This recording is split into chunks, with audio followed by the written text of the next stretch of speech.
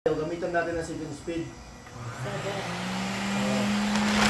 Para higutin niya lahat yung alikabok dito na nandito. Mga dust mite pieces. Tapos isasara lang po natin ito. Ganyan. Hugutin niya lahat yung alikabok, ano mga nandyan, germs, dadalhin niya dito. Yan. Ganyan po. So palipat-lipat lang po natin. Yan.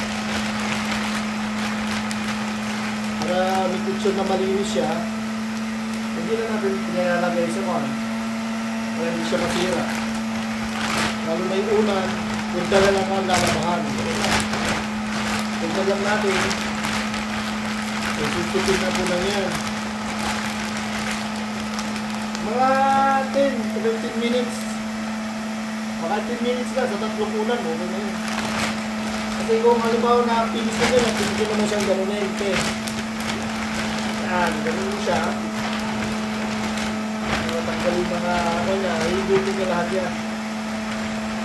Yan. Pero una yung gagawin, papasip-sip niyo muna lahat. Yan. Hindi niyo gagamitin ko sa iba dahil pang-upholstery lang ito. Hindi na pwedeng gamitin sa sahig. Dahil meron naman siyang pangsahig. Para sa mga ulan-ulan nito, para tanggalin yung mga dust mite at mga pieces dyan. Yan. Alam mo, natapos na po natin siya nalinisan. So, naisa-isa na natin. So, kailangan kasi ipasok ka rito eh. Dahil yung unang buwan niya, kailangan kukunin niya. Yung unang pinga niya ganyan. Kukunin niya lahat yan. Yan. Ang nagandahan nga noon, yung pagkatapos niya, ako na lang siya ganun-ganun. Hinahanap ko natin kasi may adjustment siya eh. Balik natin sa una. Ayan.